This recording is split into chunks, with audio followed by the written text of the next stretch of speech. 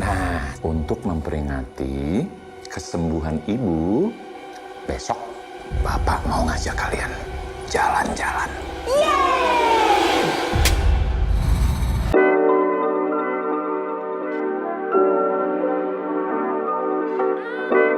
Aku berperan sebagai yoga dewasa. Karakternya itu sebenarnya pengembangan dari apa yang sudah dialami sama yoga kecil. Artinya dia melewati banyak hal tuh, ada teror di rumah itu gitu, menghadapi bapak yang tidak komunikatif, yang seperti itu sih. Jadi hasil tumpukan dari apa yang dialami yoga kecil ini. Nah, itu karakterku gitu, yoga dewasa ini.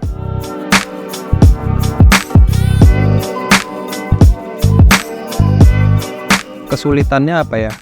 Mungkin teknis ya, kayak kita syuting waktu itu lagi puasa Ramadan. Artinya kita mesti ya energi pasti kan berkurang ya, yang kayak gitu sih. Terus aku mencoba untuk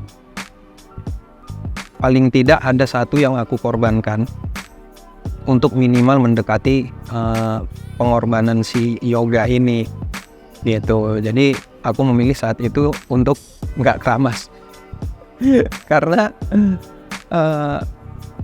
situasi di rumah itu tuh memang kurang lebih gini nih. Maksudnya debu masih kayak dibangun apa gitu, karena kan pesugihannya si bapak itu kandang ubrah kan waktu itu, yang memang bangun rumah nggak selesai. Jadi ada darah ibu itu nggak pernah dibersihin, yang gitu-gitu, dekat dengan jorok ya gitu ya. Nah, apa untuk kira-kira gua harus ngapain ya untuk mendekati itu gitu. Ya udah coba deh, gua nggak keramas, kan itu nggak nyaman kan, kita tidur bantal kita ya bau rambut gitu-gitu loh. Itu tuh sampai si Nadia Taskia itu tuh ngasih aku ini dry shampoo yang gitu-gitu, ngasih vitamin rambut biar at least mengurangi lah gitu. Jadi itu sih yang aku lakuin.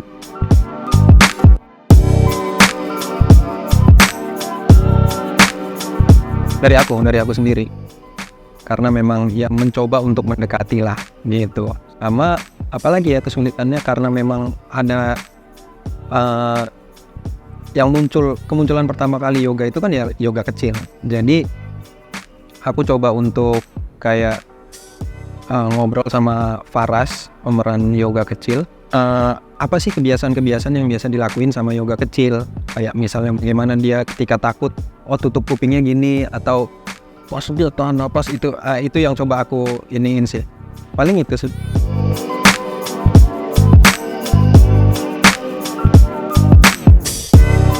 Ya itu maksudnya salah satu dari bentuk komplainnya si Taskia sebenarnya. Mas pakai ini gitu. Ya artinya tidak mengganggu yang gimana sih sebenarnya. Cuma mungkin karena dia cewek kayak ini pakai gitu. Enggak sih, nggak ada komplain.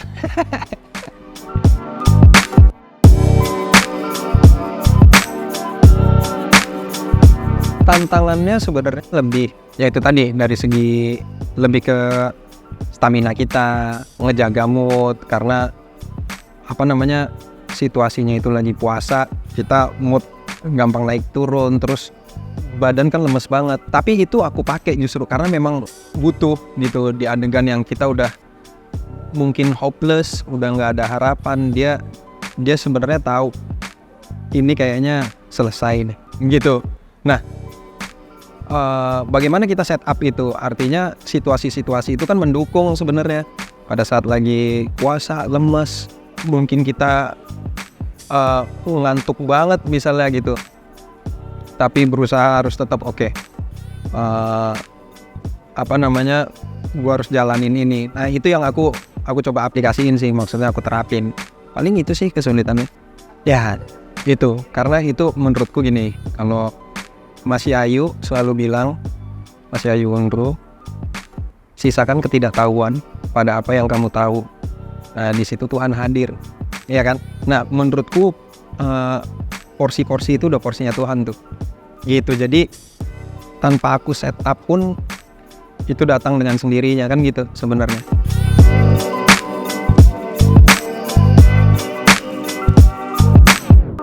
Ya banyak minum pas sahur, istirahatnya cukup, itu aja. Jadi memang pada saat belum scene kita, aku pakai biar tidur tuh istirahat gitu sih.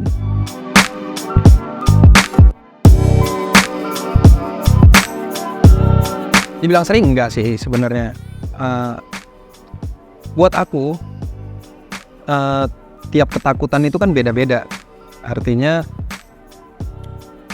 kita deadline misalnya besok lu harus bayar kosan misalnya, malam ini belum ada duitnya, itu juga kan sebuah ketakutan horor. Artinya buat aku nggak ada problem sih, maksudnya mau memang sekarang ini lagi horor gitu, kita tetap dapat experience kok, tetap dapat sesuatu yang baru lagi. Kita tahu oh ada ketakutan ini ya gitu. Ya buat aku ini ya wisata karakter aja, main.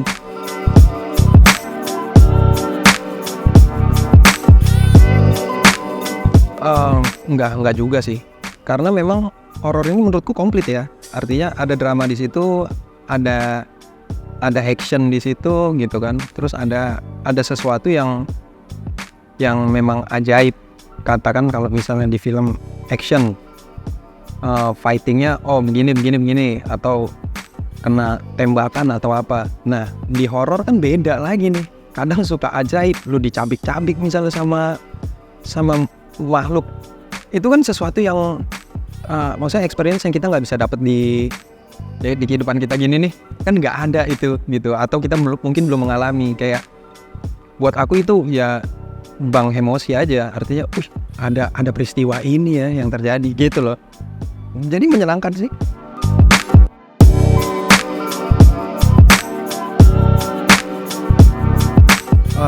Satu, gue selalu menghargai gue masih dipercaya. Itu artinya ini titipan gitu. Terus karena gue percaya banget kalau emang rezeki kita menghindar kayak apapun itu pasti ke kita. Tapi kalau bukan rezeki kita, mau kita jungkir balik nggak akan dapet.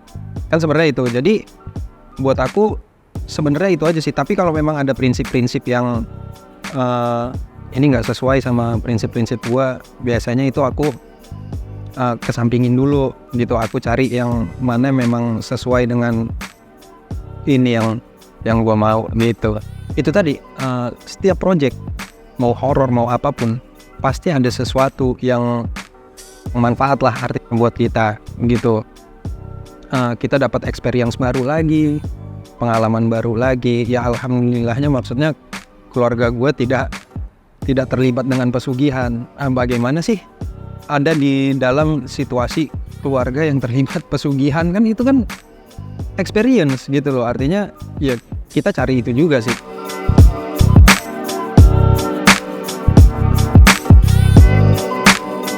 Yang aku pengen banget sebenarnya musikal gitu. Artinya mudah-mudahan ya, hopefully. Maksudnya komedi juga aku pengen banget, tapi itu ngeri sih. Buat aku itu syuting komedi aja tuh ngeri, karena pressure-nya dahsyat kan. Ada ekspektasi orang ini lucu nih, ya kan, ternyata enggak misalnya. Itu mengerikan gitu loh, padahal genrenya komedi, ya kan. Komedi juga aku pengen sih gitu. Sama itu tadi musikal.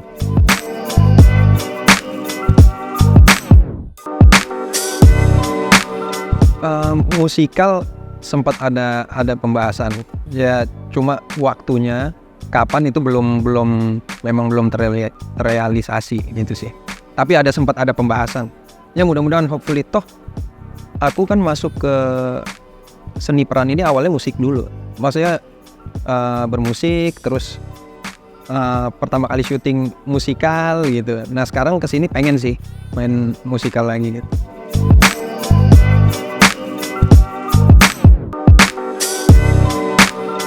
Awal mulanya banget justru itu cita-cita pengen jadi pemain bola. Awal mulanya latihan terus. Tapi SMA itu ada satu ya perdebatan lah antara gue sama bokap. Bokap tuh mau gue di akademis, nah gue mau jadi atlet gitu. Berdebat akhirnya gue ngalah, gue ikut bokap suruh gue sekolah, kuliah. Itu patah hati pertama kali gue tuh. Gue pengen banget jadi pemain bola gitu. Sampai akhirnya ya udah kuliah, gue tidak menemukan, kayaknya gue nggak di sini gitu. Karena gue memilih jurusan itu pun karena bokap dosen akuntansi gitu kan. Ya udahlah, gue masuk akuntansi aja. Toh kalau nanti gue ada tugas-tugas, ada bokap gitu kan. Udah di situ di kuliah bosan ngapain ya, temen ngajakin ngeband gitu. Ayo ya udah gue vokalis gitu. Gak bisa main alat musik, cuman gitar-gitar tongkrongan aja, ya udah deh gue nyanyi deh gitu. Sampai akhirnya ternyata wah serius ya bermusik ini gitu. Masuk kita ke major label. Di situ kita manggung acara TV kan, dulu sempet acara TV musik semua gitu kan. Main di acara musik, habis itu ada satu produser di salah satu stasiun TV tuh minta aku untuk kayak ngajak ngobrol lah, meeting. Kita ada program musikal itu yang tadi aku bilang. Mau nggak Wafda? Aku nggak bisa acting mas, aku bilang gitu kan. Enggak, ini nyanyi-nyanyi kok gitu. Cuma nyanyi-nyanyi aja, karena perannya dia penyanyi kafe. Zaman dulu kan ada yang weekly, sinetron weekly gitu kan, sebelum sekarang kayak series gitu. Udah akhirnya ternyata pas syuting, wah adegannya ada actionnya, ada dramanya, dialognya abrak-abrak. Wah di situ kayak stres kan. Tapi ternyata seru, menyenangkan gitu ketika wah ini sesuatu yang baru lagi gitu. Keterusan sutradaranya bikin FTV, aku diajak lagi apa ya dari situ.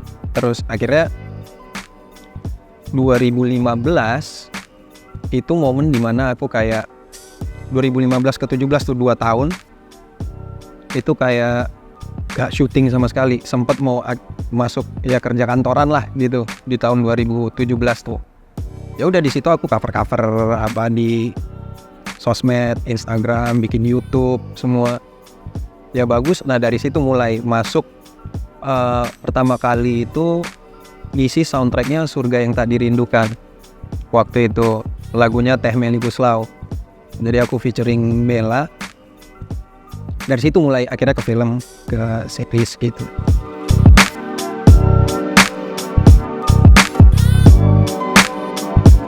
Kepikiran enggak, cuman di momen yang 2 tahun aku nggak ngapa-ngapain itu aku kan jadi merenung. Kebetulan sinetron pertama kaliku itu Tendangan Si Madun, yang mana aku main bola. Jadi aku ngerasa kayak gue main sinetron pertama kali karena bola gue pertama kali syuting karena musik. Kebetulan aku juga dari TK itu karate sampai sekarang udah alhamdulillah black belt. Nah, dapat peran pun action apa segala macam. Kayaknya Tuhan nyiapin gue komponen-komponen ini untuk berakting deh gitu. Jadi kayak oke, gue pilih ini gitu. Dan selama ini yang menghidupi gue ya seni peran ini. Jadi kayak oke, gue di sini gitu.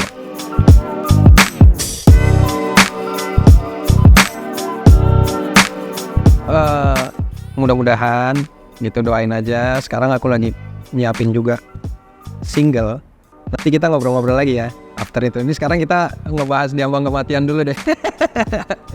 Aku lagi siapin itu, doain. Hopefully berjalan. Artinya kita sebagai seniman kan nggak boleh berhenti berkarya kan.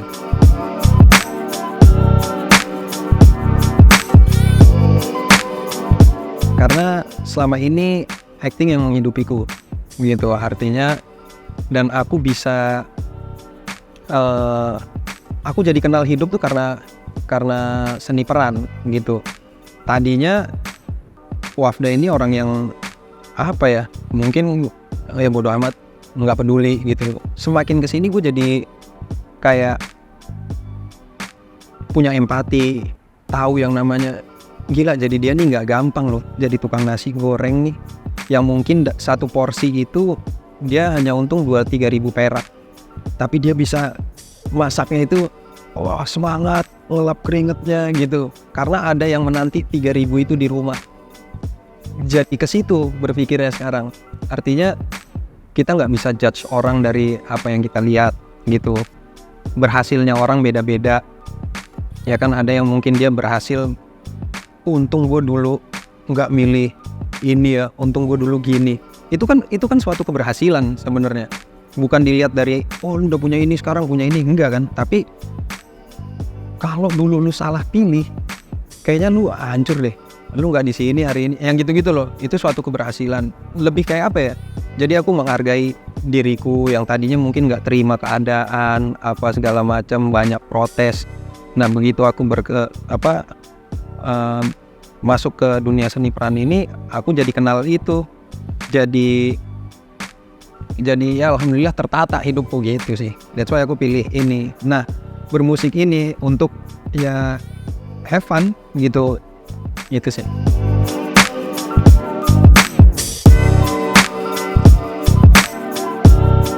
Gue nggak sanggup lagi ngebayanginnya, maksudnya jadi apa kira-kira ya? Mungkin lu ya udah di kantor kali, udah kerja kantoran. Kayaknya itu karena pemain bola memang udah nggak mungkin pada saat itu kan, begitu bokap maunya gue sekolah. Kayaknya ya udah kerja di kantor.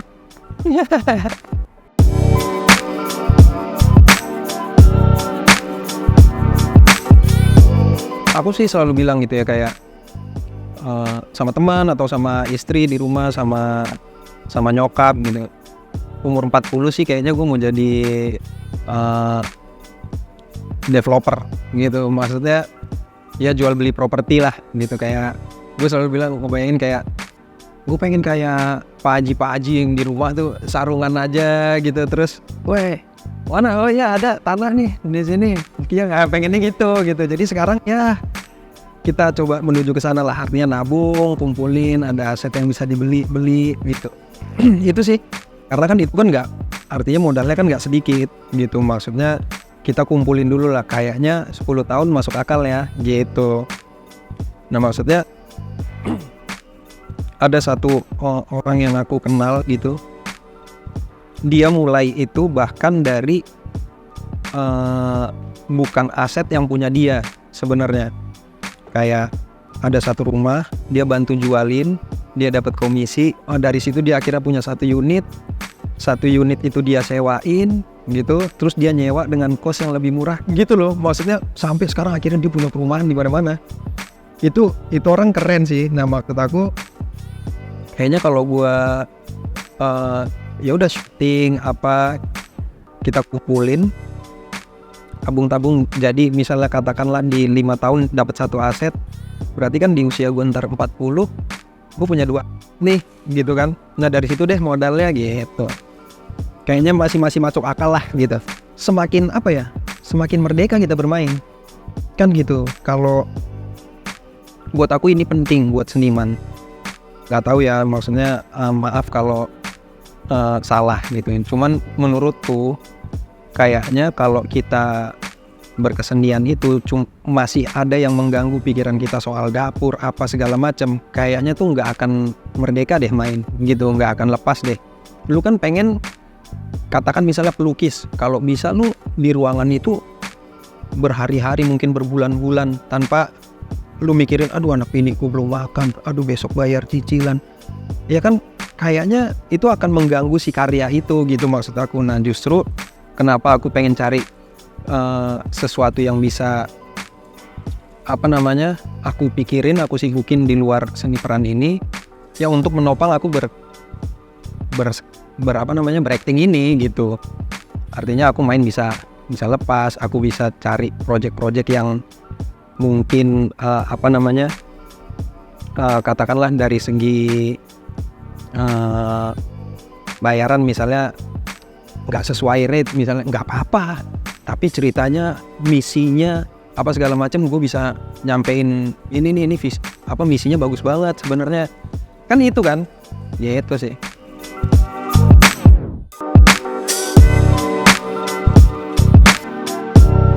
Panutanku Mas Yayu Undro itu sih. Kalau main bareng alhamdulillah udah main bareng, aku banyak ilmu yang Mas Yayu kasih buat aku.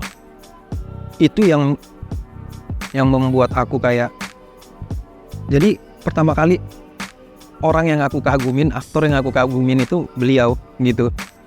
Oh gila nih orang gitu. Itu yang bikin aku kayak gue mau di sini. gue mau tahu banyak soal seni peran ini gitu. Masih ayun terus. Ya banyak yang dahsyat-dahsyat lah. Maksudnya kalau di Indonesia banyak. Artinya kalau gue sebutin semua nggak kelar acara kita.